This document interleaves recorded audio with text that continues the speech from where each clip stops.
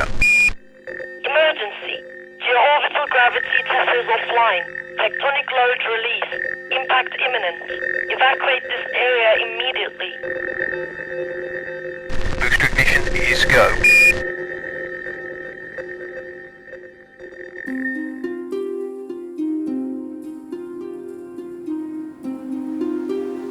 These are real images, taken on Mars. A world that has been out there for billions of years.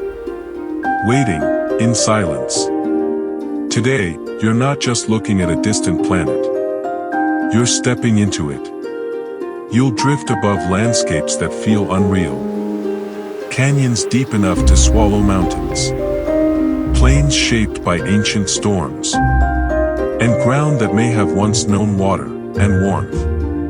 A slow, cinematic journey across a planet that still holds its secrets. Just beneath the dust. So breathe. Let the silence settle. And come with us. As Mars begins to reveal itself. This is not a lesson. It's a journey. A slow landing, as if you were truly there. Because Mars isn't understood through numbers alone. Mars is understood through silence. A red world. Cold. Ancient. And strangely familiar. Imagine standing on ground that crumbles like ash. Each step lifts dust, so fine, it could float for hours. The horizon feels endless. And yet, everything feels close. As if the entire planet is holding its breath. Above you, a sky the color of amber. And a sun, small, pale. Like a distant lamp. Mars has an atmosphere. But it's so thin, it barely counts. If you stood here without a suit, there would be no dramatic struggle. Just a quiet, unavoidable end. And yet, the wind is real. It moves like a ghost across the surface, shaping dunes, carving time itself into the land. But here is the truly strange part. Mars looks dead, but it doesn't feel empty. Because this planet carries scars. As if something immense happened here, long, long ago. Rivers that no longer flow. Valleys carved as if water was once a patient giant. Lakes that vanished. And mountains so massive. On Earth, they would be impossible to ignore. Mars is not just a red desert. It's an archive. A world that remembers. And as we move across its surface, one question becomes impossible to escape. There was a time when Mars had liquid water. Not a puddle. Not a single drop hidden away. Rivers. Lakes. Perhaps even oceans. And that changes everything. Because where there is water, life has permission to try. But something changed. Mars cooled. Its atmosphere weakened. And the planet stopped protecting itself. Like a fire. Slowly fading into the night. And what remained was a world exposed to space. Unshielded. Frozen. On Mars, light behaves differently. Sunrises can appear blue. As if the planet tries one last imitation of Earth. Before reminding you where you are. Shadows stretch farther. Mountains feel more distant. And the silence is so deep. Your mind begins to invent sound. As if the human brain cannot accept this much stillness. And yet, Mars is not completely alone. There are machines out here. Explorers without a heartbeat. But with endless patience. Rovers that move inch by inch. Studying dust. Analyzing stone. Reading the planet. as if it were a book written billions of years ago.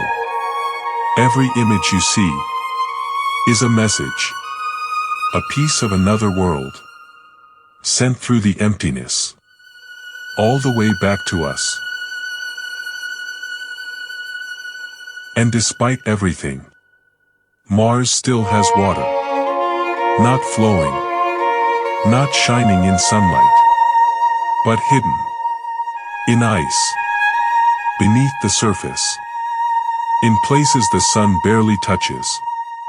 And that keeps a possibility alive. Not a promise, not a fantasy, just an idea that refuses to disappear. That Mars, at some point, may have had life. Mars is not just a red planet. It is a mirror, a quiet warning, a story of what happens when a world loses its warmth and is left alone. And still, we keep looking. Because deep down, we don't do it only for science. We do it because we feel something when we see it. As if a part of us recognizes this landscape. As if Mars is an ancient memory of what we could become, or what we still have time to avoid. And as night falls across that endless red desert, the final question is not whether we will reach Mars. The real question is, when we arrive, what will we discover inside ourselves? At first, it feels like a world without movement. A planet frozen in time. But stay with it. Watch closely. And Mars begins to change.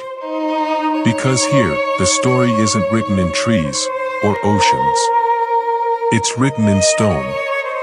Every ridge, every crater, every slope of dust is a sentence from a past that stretches further back than anything on Earth. And as we drift forward, the landscape opens like a doorway, a place shaped by violence and patience. The color of Mars is not just red. It's rust, iron, broken down into powder, spread across the planet like a veil. This is a world painted by chemistry and time. The dust here is everywhere. It gathers in the cracks of rock. It softens the edges of mountains. It moves in slow waves, as if the planet is breathing. And sometimes, that dust rises, not like a storm on Earth, violent and loud, but like a quiet curtain, slowly pulling across the sky. Mars can hide itself for weeks, behind its own wind. Some rocks on Mars look ordinary, until you see them up close. They are layered, like pages, cracked, like old bone, shaped, like something carved by hands. But no hands touched them. Only water, ice, wind, and a gravity that feels familiar, but not the same. On Mars, even a small hill can feel enormous. Because the air doesn't soften distance the way Earth does. Everything appears sharp, exposed, unforgiving. And that's when you realize, Mars is not empty. It's stripped. Like a world with nothing left to hide behind. The wind here is thin. But it never stops. It slides across plains, whispering between stones, lifting dust into the air, grain by grain. On Earth, wind is a feeling, a touch on your skin. On Mars, wind is an architect, a sculptor. It doesn't need strength. It only needs time. And Mars has more time than we can imagine. Look up. And the sky is neither blue nor truly black. It's a pale haze. A soft orange veil that turns every horizon into a dream. And the sun. The sun feels smaller here. Not because it is weak, but because Mars is farther away. Its light arrives colder, less generous. Even at noon, there is a loneliness to it. As if the planet is lit, but never warmed. Mars is covered in craters. Some are small, like footprints. Others are massive, like wounds. Each one is the mark of something that fell from the sky and struck with the force of history. Because Mars has no thick atmosphere to burn them away. No oceans to erase them. No forests to hide them. So the scars remain. Mars remembers everything. And that makes it different from Earth. On Earth, the planet is always rewriting itself. Mountains rise, oceans shift, life grows and destroys. But Mars keeps its past on the surface. Like a museum without walls. And then, there are the giants. Volcanoes so large. They would look unreal anywhere else. Mountains that stretch so high. They break the imagination. This is a planet where scale feels distorted.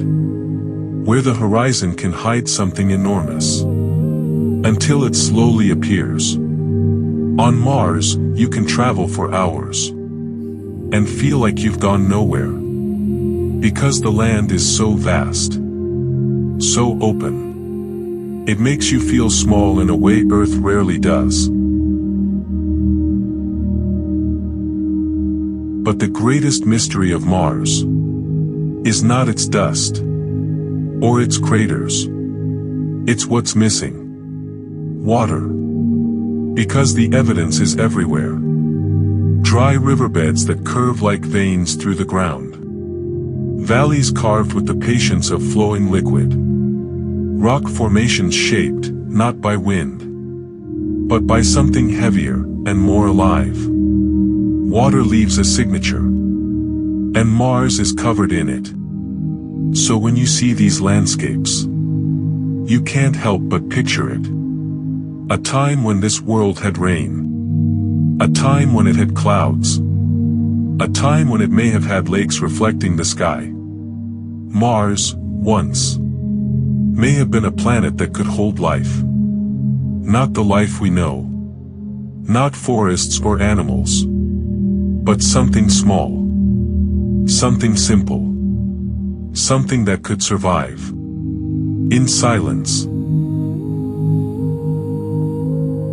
And yet, Mars never truly lost its water. It only changed its form. Much of it is locked away. Frozen. Buried. Protected beneath the surface where sunlight can't reach. A hidden reserve. Waiting, in the cold. And in some places, the ground itself tells you it's there. Patterns in the soil. Fractures. Strange textures. Like the planet is cracking from within. A reminder that Mars is not finished. Not completely. It is quiet. But it is not asleep. And then, you remember. We are here. Not with footsteps. But with tracks. Far from home, small machines crawl across the surface. Slowly. Patiently. They stop. They look. They listen. They are our eyes. And through them, Mars becomes more than a distant planet. It becomes a place. A real place. A world with texture. With shadows. With weather. With mornings and nights. A world that can be studied. Touched. And understood piece by piece. A day on Mars is almost like a day on Earth. Almost. The sun rises. It crosses the sky. It falls. But the cold never leaves. At night, temperatures drop fast. The planet releases what little warmth it holds back into space. And the surface becomes still again. As if Mars is reminding you, you are not on Earth. Not anymore. The most unsettling thing about Mars is the silence. On Earth, silence is rare. Even in the desert, there are insects, distant birds, the breath of life. But here, there is no life to fill the gaps. No leaves. No waves. No wings. Only wind. And emptiness. A silence so pure. It feels like sound has been removed from the universe. And in that silence, Mars becomes something else. Not just a planet, but a feeling. Because the truth is, we don't look at Mars only because it's there. We look at Mars because it changes us. It makes us question how fragile a world can be. How quickly warmth can disappear. How thin the line is between alive and silent. Mars is what Earth could have been, under different conditions. And that thought stays with you. And now, as we pull back from the surface, as the horizon shrinks, as the red desert becomes a sphere, you begin to see it, not as a place of death, but as a place of possibility. Because Mars is not just a graveyard of a planet. It is the next chapter. The first world beyond Earth. That we will truly try to touch. Not with cameras. Not with machines. But with ourselves. And when that day comes, Mars won't be a dot in the sky. It will be a destination. A world we once watched in silence. Before we finally arrived.